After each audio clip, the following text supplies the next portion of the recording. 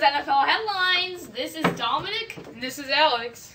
We're going to go over all these week headlines in the NFL as free agency begins. We're going to start with the Denver Broncos and their free agent splash. Did you expect this out of the Denver Broncos? They kind of needed it for their defense. Let's face it, the reason why they lost the Super Bowl is because their defense couldn't hold up. That's even though the offense only managed to score 8 points the whole game, the defense couldn't hold up and allowed the Seattle Seahawks to score 43 points. You got T.J. Ward, Aqib Talib, and DeMarcus Ware. I mean, on paper, this team should win the Super Bowl next year. On paper, you Yes. never know what to expect. I mean, I think now they can compete against Seattle. I mean, we were wrong the first time. We were wrong the first time. Yes, but, I mean, that might change. Okay. That may change. You never know. So let's go to some more recent free agent signings today, March the 15th. One of the big free agent defensive linemen was out there was Julius Peppers, and he got signed this morning to the Green Bay Packers. And that will definitely not go over well with the Chicago Bears fans. I mean, how do you go from the Bears to one of the biggest rivalry in the NFL is the Bears and Packers? How do you go from the Bears to the Packers without expecting fans to hate you for the rest of your life? Yeah, I expect the Packers now to be contenders next year in the NFC North, but it's going to be them and the Bears, and hopefully Peppers can gain revenge on his former team Chicago. I have to disagree with you on the contenders part. I don't think so. They need an offensive overhaul. They need wide receivers. It's true. James Jones was probably one of the worst free agent mistakes the Packers have made in a very long time. They should not have let him go. Do you think there's a possibility they re-sign him? They sign him again. There's a small possibility, but how do you go from the Bears to the Packers without expecting fans to hate you for the rest of your life? Yeah, I expect the Packers now to be contenders next year in the NFC North, but it's going to be them and the Bears, and hopefully Peppers can gain revenge on his former team Chicago. I have to disagree with you on the contenders part. I don't think so. They need an offensive overhaul. They need wide receivers. It's true. James Jones was probably one of the worst free agent mistakes the Packers have made in a very long time. They should not have let him go. Do you think there's a possibility they re-sign him? They sign him again. There's a small possibility, but they would have to go after a wide receiver in the draft if they don't go with James Jones in the free agency period. All right, another addition today. The Cleveland Browns have been really needing to make a free agent splash. Tate, what do you think of this addition? I don't know. I don't think that's going to work.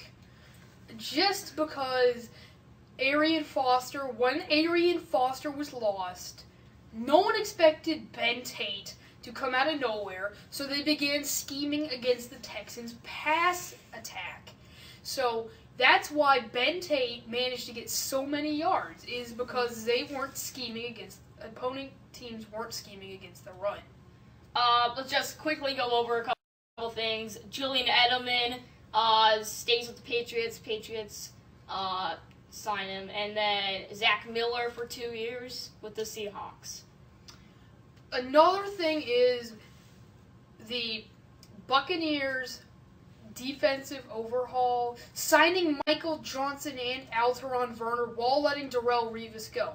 Do you think letting Darrelle Revis go was a mistake or something they should have done? Well, let's face it, the Buccaneers had a lot of cap space to begin the free agency period, and they improved on all their needs. Even Josh McCown's an upgrade to Mike Glennon, definitely. But I think they were going to have to give Revis a big, juicy contract, which is the kind of guy he is, obviously. I'm shopping, used to be train I'm robbing. not overly surprised. I think it was actually a good move to let him go, as he didn't do anything last year. The Buccaneers signed, as I said, the Buccaneers signed Alteron Werner to replace Darrelle Revis, and they also signed Michael Johnson, the defensive end from the Bengals. Once again, you're watching NFL Headlines. This is Dominic, and that is Alex. So let's go to yesterday, in which we had an interesting trade. You have one of the best all-purpose men in the last 10 years in the NFL, Darren Sproles, getting traded away to the Eagles for a 5th-round pick. Is he worth a 5th-round pick? Should the Saints have demanded more? Well, here's the thing. With the Eagles, they're going to take this trade any day of the week. I mean, just look at their team. They will trade a 5th-round pick for Darren Sproles. This wasn't a terrible trade by the Eagles on any stretch. For the Saints, though, I think this is an upgrade for them because Sproles wasn't. They were gonna have to sign him to a contract anyway because he was. They were just keeping him.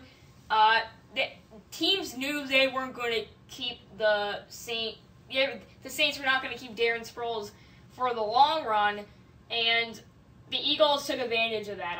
I think, and they gave the Saints something in return for Sproles. I think the Saints should be happy because they were going to let Sproles go after a period in which they couldn't have traded him. So I like the Saints and the Eagles move here.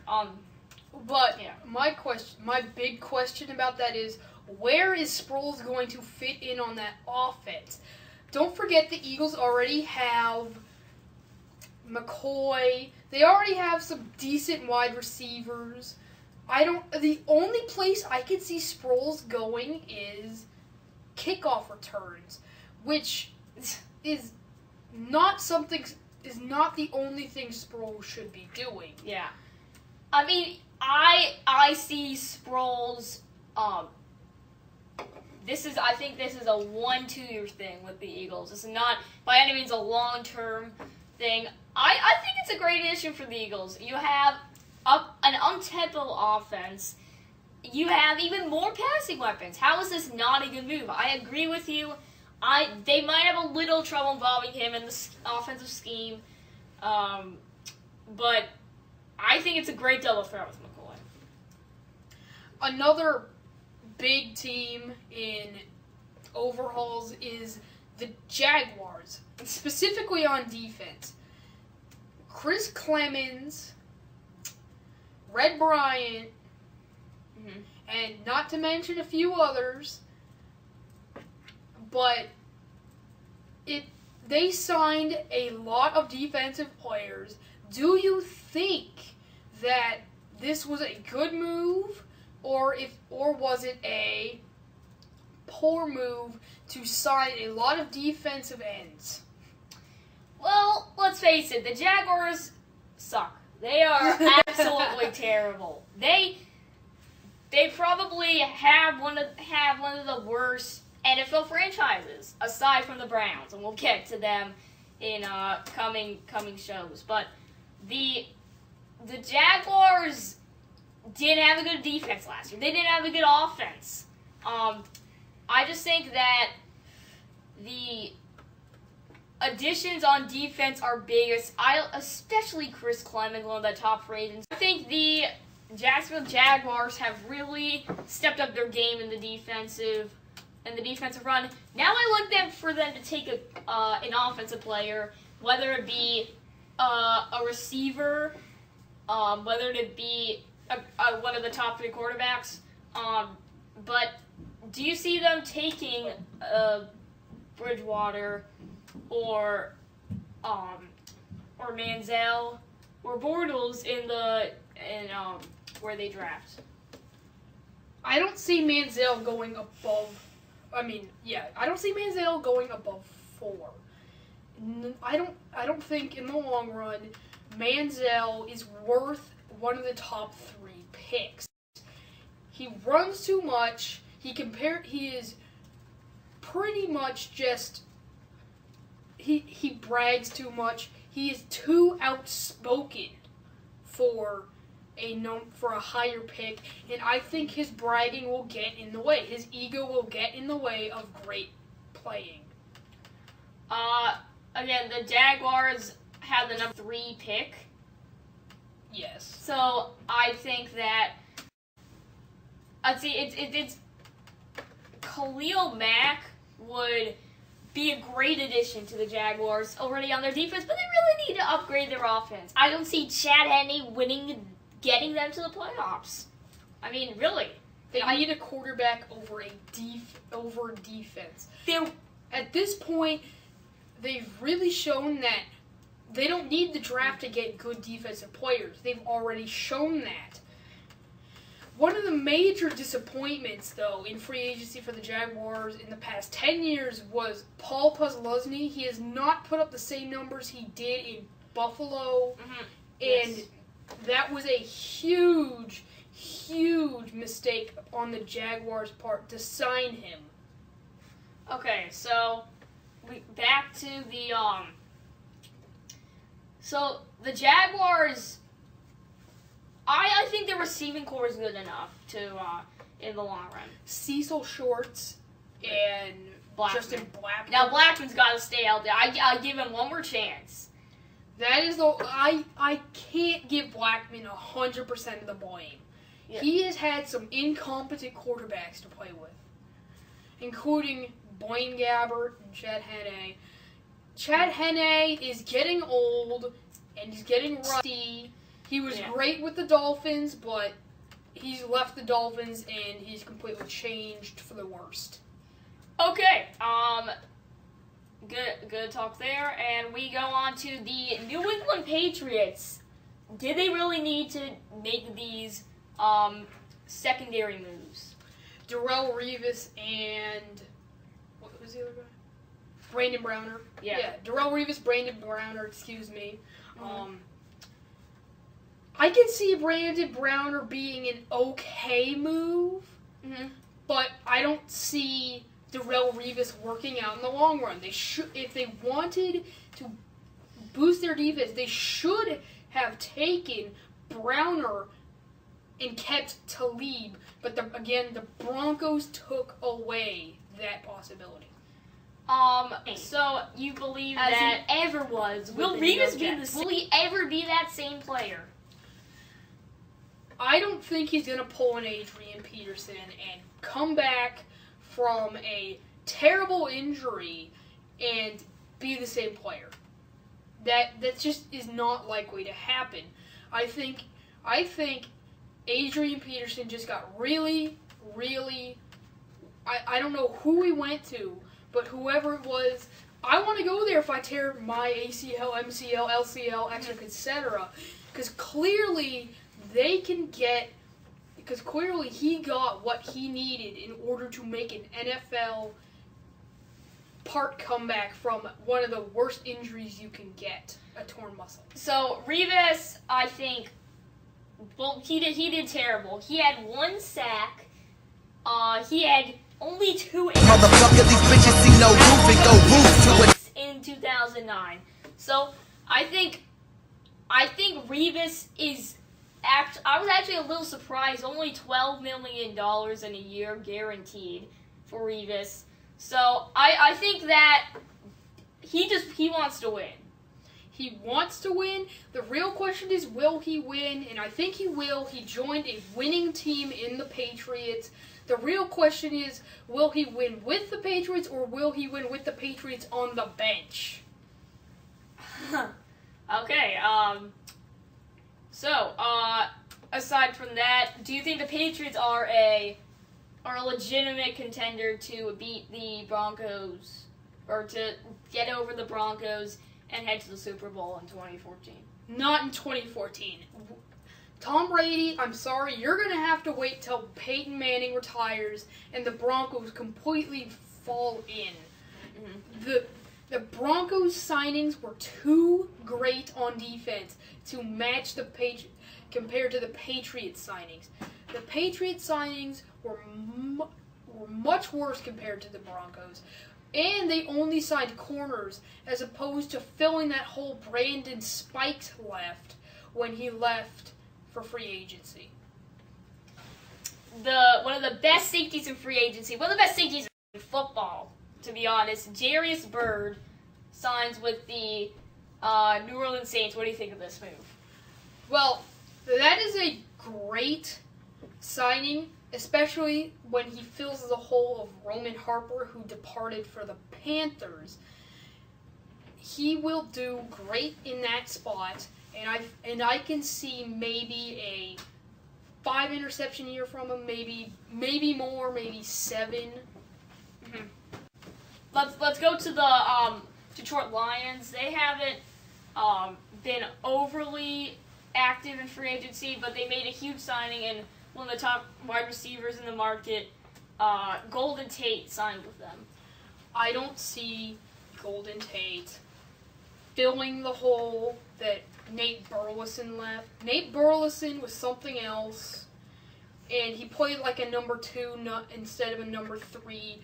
Golden Tate played like a number 3 wide receiver in Seattle, even though his role was a number 2 wide receiver. He didn't do as well as expected, but he was supposed to be a number 3 until Sidney Rice disappeared. We've seen a lot of mock drafts having the Lions choose Mike Evans. Does the signing of Golden Tate change that? Well, that's a tough decision because Mike Evans, you don't know because he had Johnny Manziel in college. Then, who knows? That Mike Evans could be a good choice. So now are the Lions, we've got a lot of teams in the NFC North making some signings during free agency. Where are the Lions at as a team right now? The way they've played, I see them at number 3 in the NFC North. The Packers and Bears are up here compared to the Lions. Mm-hmm. I still think the Lions have room to improve. Okay, let's move on. So, Josh McCown to the Buccaneers. I'm sorry to break everyone's heart, but Josh McCown is not going to be the savior of the Buccaneers. He didn't have great wide receivers like he did in Chicago, in Alshon Jeffrey and Brandon Marshall. Now, that may not be entirely true. Mike Williams, it could be a great wide receiver next year. You never know, especially with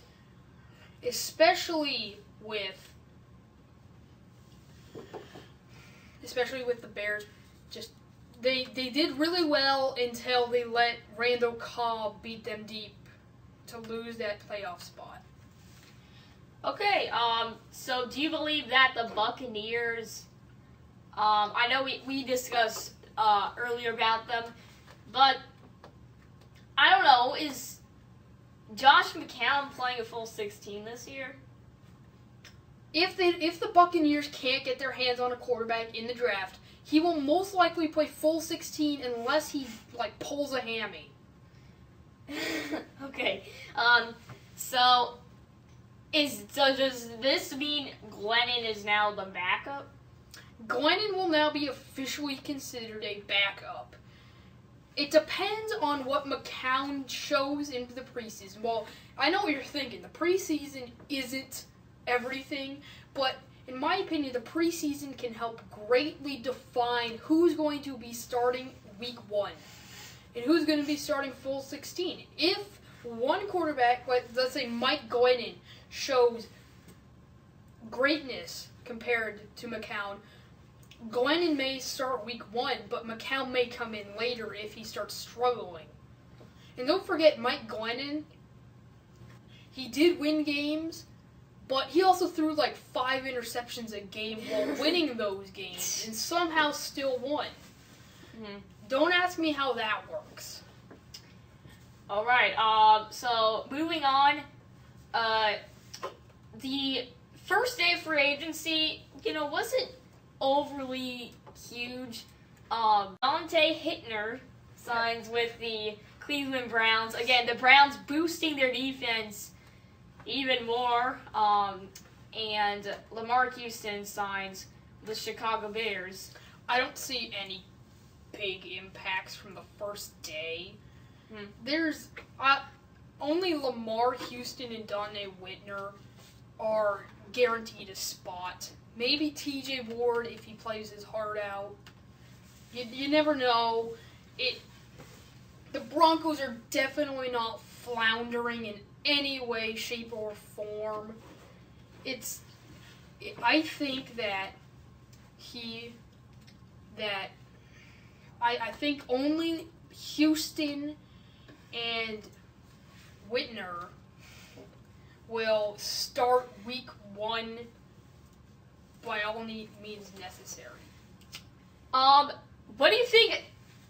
This is the top wide receiver heading into free agency. Obviously, was Eric Decker, considered by some people, a lot of people.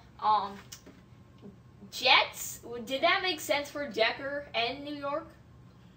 It made sense for New York, but it did not make sense for Decker. Peyton Manning v. Geno Smith is not a toss-up in any way.